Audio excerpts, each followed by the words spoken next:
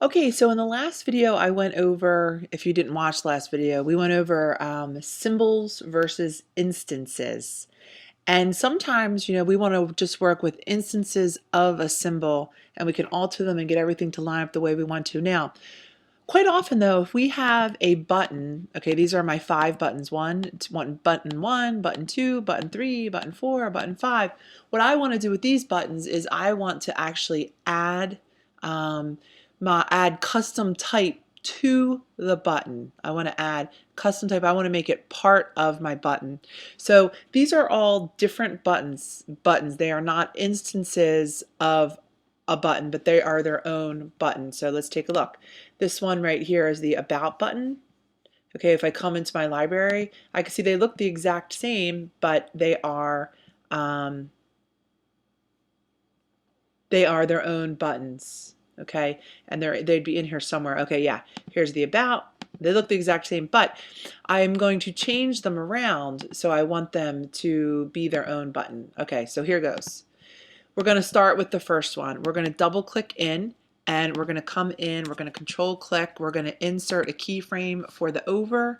And what I want to do as I get on into this over is click on this guy, come on into my properties panel, and let's take a look at some of these different things that we can do with our color effect. Let's actually add a little bit of a tint. Let's actually, maybe darken the color up a little bit. We can play around with this. We could say we'll tint this to that, and then we'll come on in over here. We'll add a filter. We could say that we want to add more of a drop shadow, and we can have the distance go out a little bit. Maybe we'll go to, if someone hovers over, we'll have it just grow a little bit. Now let's look at the difference between two. Here it is in the first one, they hover over and it goes like that. Okay, and actually maybe we'll even keep the tint the same. So let's come back in, let's click onto here, and if we come to here, let's double check what this is. If we look at the color, tint is at 28%, 214, 214, 214. We come right to here, we click 28, 214, 214, 214. Excellent.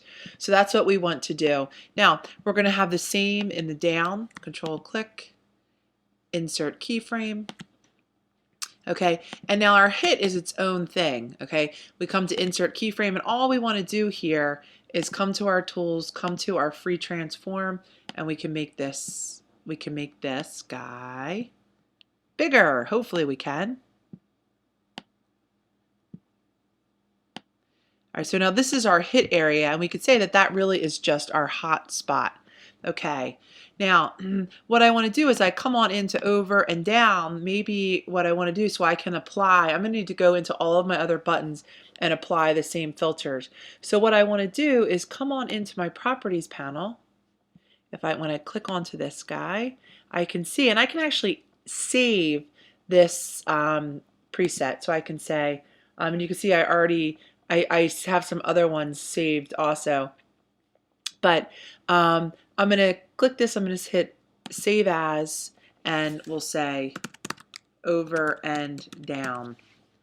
And we can say okay. All right, so now what we can do is we come on into this one. Oh, first of all, I need to get out of here. And I need to come to here. I need to double click into this button. I can insert, control click, insert keyframe. Now, what's great about this now is I can come on in, come to my properties panel. I can come on down to my presets, and I can hit over and down. And there we have it. I can come to down, control click, insert keyframe, and it's the same in there. I can control click, insert keyframe. Now again, with this one, all I did was just make it bigger. Oh, it's not working doing it that way, but that's fine. Whoa, I made this one much bigger. I made it about that size. Click and off. I'm going to do the same to the next 3. I'll pause my video as I do that. But again, what that does is it makes it very easy to make a custom preset and just add it on to our other buttons. Hold on for a while. I'll be right back. All of my buttons done. So if I double click into this button, I can see as I come to the over, to the down, to the hit.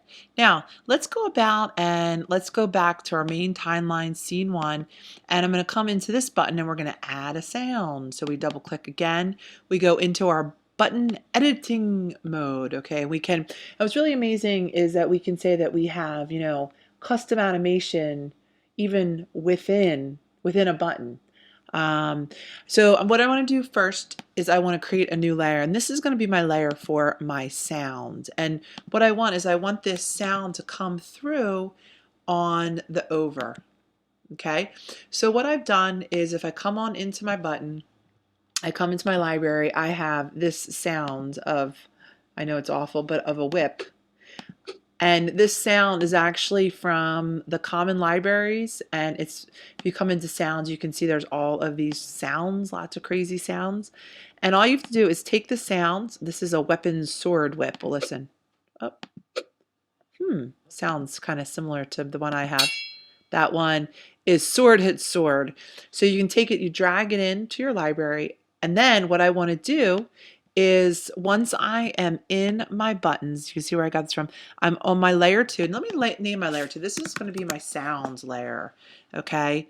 And what I want to do here is have this sound happen, but I don't want it to happen, you know, when it's just there, right? Because then it will just be noise, noise, noise. As someone hovers over it, I want this sound to happen. So they're hovering over, and I come, I click, I drag this out, I drop it. And it should have worked, but it looks like it didn't go. Let's try this again. Take it, drag it, there we go, and drop it. And there it is. There's my sound. All right, I can come on out of here, coming out of scene 1. I can double click into this button. Again, what I want to do is I want to create a new layer. This is going to be my sounds layer, sounds.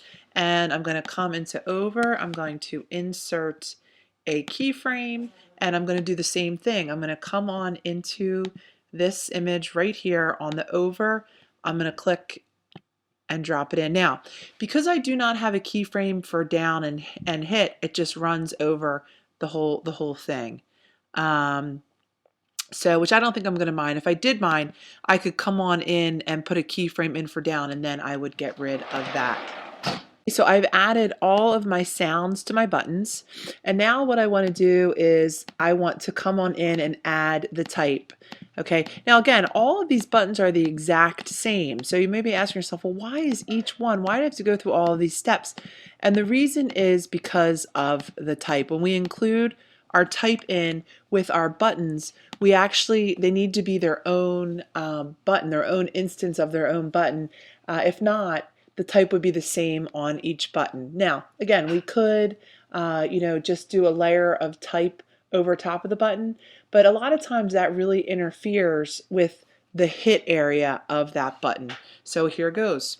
This is my About button. I'm going to double click, get into the About button, and I'm going to create a new layer for my type. So I create a new layer, and this is layer 3, and this will be my type layer. Now, what I want to do is I want to come and grab my type tool, and I have my color of my type right here. If I come on into my properties panel, I definitely want to change that color to this color right here. Maybe even bring it down to about 412. I'm going to make this Georgia type. And if it's TLF, I need to make sure that I'm going to embed it all. But maybe what I'll do is I'll go to classic and just keep it as static text, and that way it will be embedded and move with my file. All right, so this is my About button. I'm going to click right here, and I'm going to type, oops, About. Okay, I can come here, highlight, maybe make it just a little bit bigger. 18. Now I probably want to be taking notes so I know exactly what am I doing? What colors am I making this? Okay, so here it is. in my about. Okay. Now maybe on my over, I want to control click, insert keyframe. And maybe what I want to do here is change the color of my type. So I can select this. I can come back over here. I can double click.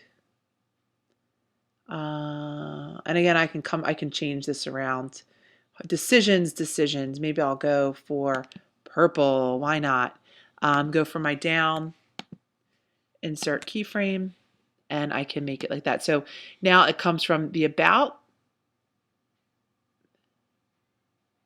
And who knows, maybe I want to make it a little more dramatic now that I look at it and think, let's make that a little bit more dramatic. Click on this guy. I'm going to grab my T tool. Okay, and let's change the font. Let's change it to something. This one might get lost a little bit, but why not? So we could go hover, and we have these 3 different colors. Okay, so there we have it. Now, what I want to do now is I want to come in and do the same to my other buttons, and then I'll hit pause and come back when it's all done. Gone in and I've added all of these to each one of my buttons. Let's just take a look. I double click and you can see I have layer 1, I have a sounds layer and a type layer. I come into my writings button, same thing. I have layer 1, my sounds, and my type layer. Didn't name it that, but keep it all straight. All right, and I have my Dharma Tunes layer. I double click layer 1, my sounds, and my type layer. Okay, then I can go and I can change anything around that I want to. So let's take a look at how this looks as we test it in a movie. Now we'll only hear our sounds when we test our movie in Flash. So let's listen. Here goes. I can enter. All right, and here goes. There's my about page. I come on in, I'll put up my volume here, and we'll listen. There's my about page. I come to my images.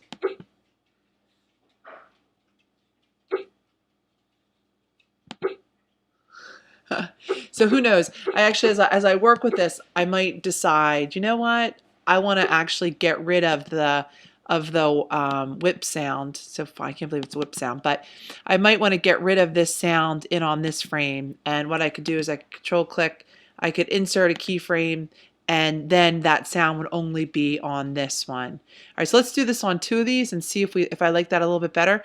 And what I might do too is as I come on into my over, I almost feel like, you know what, that drop shadows a little bit too much. So I might even get rid of that. But let's not worry about that just now. Let's come on into images, double click. If I wanted to get rid of that whip sound, I would just insert a keyframe. Then it would just be on the over.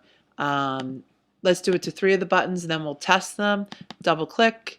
If I just insert a keyframe, insert a keyframe. All right, now let's test this movie once again. Test. It's exporting. Dun, dun, dun, dun. We enter. I must have been right on there. The sound is still there, so I need to play around with that to get rid of that sound. But there we have it. Now you can see actually that sounds can be kind of annoying. So it said to, use sounds, I don't want to say sparingly, but maybe a bit so. So thanks for listening. I would actually work a little bit more to try to see what's happening with my sounds, maybe even get rid of them altogether. But that's how you go about adding a sound to a button and how we can go about adding our type and making our type a part of the button. Thanks for listening.